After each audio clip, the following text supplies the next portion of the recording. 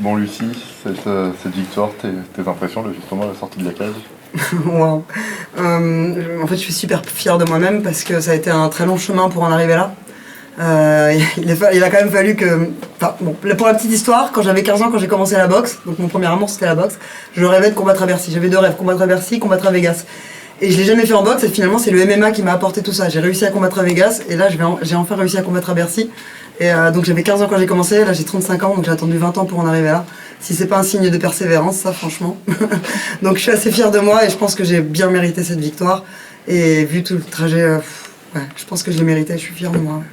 Ça fait quoi de combattre à Bercy avec du public en France comme ça pour une discipline? C'est bizarre, c'est très bizarre de combattre avec son public parce qu'on entend tout le monde crier en français. Et d'habitude, c'est vrai qu'on avait pour habitude d'aller combattre à l'étranger, de se mettre en danger à l'étranger parce que finalement, on rencontre toujours des locaux. Et bon, bah, le patriotisme fait qu'on a tendance à avantager les locaux. Et là, on est enfin chez nous. Et puis, il n'y avait pas d'avantage parce qu'on était deux Françaises face à face. C'était une sorte de championnat de France quelque part parce que c'était la numéro 1 française depuis des années. Donc, pour moi, c'était un championnat de France quelque part. Donc, je suis assez... Je suis contente, mais surtout je suis fière et je suis contente que le public ait aimé cette prestation et j'espère leur avoir donné, j'espère de l'espoir parce que ça a été difficile cette période parce que c'est doublement historique. C'est-à-dire que non seulement c'est la légalisation du MMA, ça y est on est en marche, mais en plus ça arrive en pleine pandémie. Donc il a fallu qu'on s'entraîne dans des conditions qui étaient compliquées, on avait des restrictions. Donc comment vous faites pour être prête pour un combat, sachant que vous ne pouvez pas tourner à la salle, vous devez limiter votre nombre de partenaires, et puis vous devez esquiver tout le monde parce que vous devez réussir votre test Covid, et puis sur la route, bah, vous perdez des gens parce qu'eux ils sont positifs, donc vous vous retrouvez parfois toute seule. Et tout ça, ça fait que l'histoire est belle au final, mais moi sur la route, on y laisse des plumes en fait. Donc c'était très difficile de s'entraîner dans ces conditions. Je l'ai fait et j'en suis fière et je remercie le Bellator qui a envers et contre tout organisé cet événement parce que eux aussi ils ont eu beaucoup d'obstacles sur la route et ils ont été très combatifs quoi. J'ai vu à quel point ça a été dur pour eux d'organiser ici et ils l'ont fait et je suis vraiment fière de faire partie de cette organisation vraiment. Et l'arrivée du MMA en France, qu'est-ce que ça représente pour vous? En fait, pour moi, c'est la suite logique. C'est-à-dire que quand j'ai commencé le MMA en 2015, j'étais sûre que ça allait être légalisé un jour en France. À un moment donné, on peut pas interdire une discipline qui est juste la convergence de d'autres arts martiaux qui, eux, sont autorisés. On peut pas faire ça, c'est de l'illogisme. Donc c'était purement politique. Donc maintenant, ça y est, on est en marche. On attend encore que le CSA nous autorise à diffuser du MMA, parce qu'il n'y a plus que eux qui bloquent maintenant. Mais à partir de là, c'est bon. On est en marche, on a montré l'exemple, on véhicule des valeurs qui sont importantes, le courage, la persévérance, la résilience, l'honneur, le respect. Vous avez vu avec mon adversaire, on s'est battu et à la fin on s'est serré dans les bras. Les mots qu'on a eu l'une pour l'autre, elle m'a félicité et moi je lui ai dit n'abandonne pas. Est-ce que c'est pas du respect ça? Donc notre discipline est synonyme vraiment de belles valeurs. Il faut qu'on en prenne conscience. Tu lui as pris plusieurs fois la montée. Au niveau grappling, il n'y a rien qui t'a impressionné avec elle? En fait, je savais qu'elle était redoutable au sol et j'en étais sûre qu'elle voulait me prendre au sol et je me suis dit... Alors ça, c'était totalement improvisé, je devais faire de la boxe à la base. Mais je me suis dit que si je la prenais à son propre jeu, elle allait être déstabilisée. Et en fait, elle aussi, c'est une strikeuse, tout comme moi. Et je sais comment on bat une strikeuse, c'est en la fatiguant au sol. Je le sais parce que j'en suis une. Donc je lui ai fait exactement ce que j'aurais pas aimé qu'on me fasse, tout simplement. Et je savais qu'elle était bonne pour sortir des montées avec ses jambes, elle est souple. Et j'avais travaillé ça à l'entraînement et grâce à mon entraîneur, on avait bien rodé le jeu. Au NR Fight. Alors, je m'entraîne beaucoup à NR Fight, mais j'ai beaucoup de coaching privé. Yuri Bejenari, avec qui j'ai été au championnat du monde à Las Vegas. Lui, il a fait champion du monde, moi j'ai fait vice-championne du monde. Et on s'est retrouvés tous les deux 5 ans après, et c'est lui qui m'a entraîné pour ce combat. Il devait être là, malheureusement, il a eu quelques contraintes sur la route. Voilà. Et Kostia qui m'a formé pour le sol. Voilà. Et comment on devient une grande championne de MMA quand on est française? Alors pour l'instant, je suis pas encore une grande championne. J'ai fait vice-championne du monde en amateur, c'est tout. Mais en professionnel, j'ai encore rien fait. Je suis encore en construction. Je pense qu'il faut y aller étape par étape. Donc là, c'est exactement ce que je fais. C'est qu'à chaque fois, on élève un peu le niveau. Maggie est une adversaire qui était redoutable. Elle avait quand même beaucoup plus d'expérience que moi.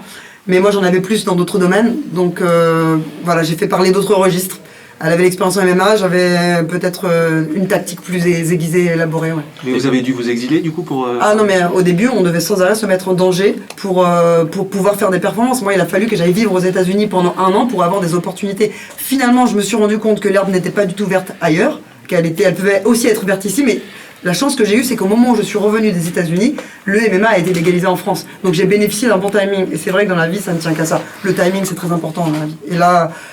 J'ai persévéré, et au moment où je suis revenu, boum, les choses sont arrivées, donc voilà. Et justement, aujourd'hui, tu as 35 ans. Qu'est-ce qu'on peut imaginer pour la suite, pour toi? Quelles sont tes ambitions? Alors, pour l'instant, j'ai signé un contrat avec le Bellator pour plusieurs combats 4 combats. Donc là, j'attends la suite. J'aimerais qu'on me fasse des propositions, mais j'aimerais vraiment évoluer étape par étape. J'ai pas envie de brûler les étapes. C'est hyper important dans une carrière. J'ai suffisamment de maturité pour savoir que il faut pas brûler les étapes. Donc maintenant, j'aimerais finir par la grande porte. J'ai envie de décider de ma fin. Si j'avais une chance de titre à un moment donné, je serais pas contre, effectivement. Maintenant, on va pas se mentir, j'ai pas non plus 10 ans devant moi, donc va falloir que j'évolue vite. Dans tous les cas, je profite de ces années. J'ai des belles années encore devant moi, je vais les prendre jusqu'au bout, je vais rien lâcher. Je suis le genre de fille qui laisse aucune opportunité passer sous son nez en général. Moi, je crois que la vie, c'est ça, en fait. Faut la vivre pleinement, quoi. 2 petites questions. La première, c'est que tu disais que tu avais signé pour 4 combats. C'était le combien de Le premier. C'était mon tout premier combat chez Bellator. C'était très important de le réussir. Parce que, comme je vous ai dit, ça peut être la porte d'entrée, mais ça peut être aussi très vite la porte de sortie. Donc c'est un test, il y a beaucoup de pression. Parce que c'est bien de rentrer dans une grande orga, en fait, c'est génial, mais après, on n'a pas le luxe d'aller choisir ses adversaires, de dire oui à toutes les orgas. Non, on est vraiment avec cette orga, on est en exclusivité et on attend l'appel. On passe notre vie à attendre l'appel. Et on ne peut pas négocier les adversaires. Voilà. Du coup, tu étudies du coup toute la catégorie féminine? La catégorie dans laquelle je suis est redoutable, effectivement. Il y a des gros morceaux, et en Europe notamment. Et il se murmure qu'il pourrait y avoir un European Series entre toutes les européennes. Voilà, avant d'aller au titre. Mais effectivement, c'est une catégorie qui est très relevée. C'est la catégorie moyenne chez les femmes. Donc c'est très très relevé. Ouais. Vous avez hâte de revenir combattre devant le public français du coup? Ah, mais j'ai trop hâte, c'est génial. Et puis surtout c'est de voir tout ce que ça fédère, le MMA, vous voyez. C'est la convergence de tous les arts martiaux. Donc on arrive avec cette discipline à fédérer au sein de toutes les disciplines. Les gens qui aiment le judo peuvent aimer le MMA. Les gens qui font du jiu-jitsu aiment le MMA. Les gens qui font du karaté, de la boxe, du muay thai, tous ces gens-là, on les fédère autour du MMA, donc on réunit en fait les gens. Et oui, ça va prendre de l'impact, et c'est évident. On pourra pas, le train est en marche, on ne pourra pas l'arrêter désormais. Donc oui, j'ai hâte, et j'ai hâte qu'on fasse tout ce chemin ensemble. Pas seulement nous les combattants, pas seulement les combattants et leur club, non, tous ensemble, le public, et qu'on aille conquérir un peu ce territoire en fait, qu'on se fasse respecter à l'international. Tu disais que tu avais un rêve, c'était de combattre à Bercy. Ça a été quoi tes émotions, la charge émotionnelle justement, a été trop forte au moment où tu es sorti pour diriger vers la cage?